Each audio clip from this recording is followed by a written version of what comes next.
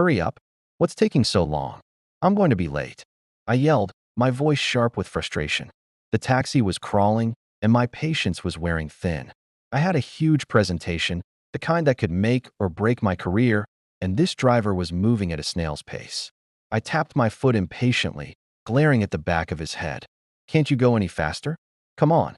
He didn't respond, just kept his eyes on the road, his hands gripping the wheel. I sighed, muttering under my breath about incompetent drivers. Every red light felt like a personal attack. Every slow car in front of us was a conspiracy. My anger was a hot, bubbling pot, ready to boil over. When we finally arrived, I practically threw the money at him and slammed the door without even a thank you. I ran into the building, my heart pounding with a mix of anxiety and leftover anger. A few hours later, the presentation was over. It went okay. Not great, but not a total disaster. As I walked out, feeling drained, I saw a familiar face. It was the taxi driver, standing by his car, his shoulders slumped. He looked older now, tired. Curiosity got the better of me. I walked over, my earlier anger replaced by a flicker of something else. Hey, I said, my voice softer than before. Sorry about earlier. I was just really stressed. He looked up, and I saw the deep, raw grief in his eyes. It stopped me cold. It's all right, he said, his voice raspy. I understand. He paused, taking a shaky breath. I just buried my wife this morning. She'd been sick for a long time. The world seemed to tilt on its axis. My important presentation, my career-making moment, it all just deflated.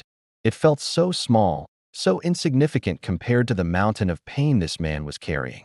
He had lost the love of his life, and just hours later, he was back on the road, driving strangers like me around, just to make ends meet. He had to keep going. My throat felt tight. I had no idea. I stammered. I am so sorry for your loss. And for how I acted. He gave me a weak, tired smile. You couldn't have known, he said. Everyone's got something they're dealing with, I guess. We stood there in silence for a moment.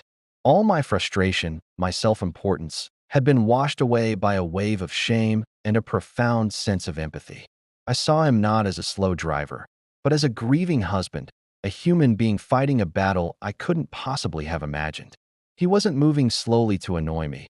He was moving slowly, because his entire world had just slowed down to a stop. That encounter changed me. It was a harsh but necessary reminder.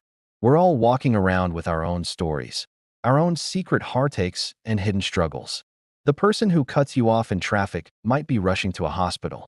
The cashier who seems distracted might be worried about a sick child. The colleague who is quiet in a meeting might be dealing with a personal crisis. We just don't know. My anger that day was a reflection of my own stress, but my lack of compassion was a choice. And I learned that day that it's a choice we can change. We can choose patience over frustration. We can choose kindness over judgment. We can choose to remember that behind every face is a story. You never know what battles people are fighting. So, let's try to be a little kinder to each other. It might just make all the difference. Thanks for watching. If this story resonated with you, please consider liking the video and subscribing for more content. Take care of yourselves and each other.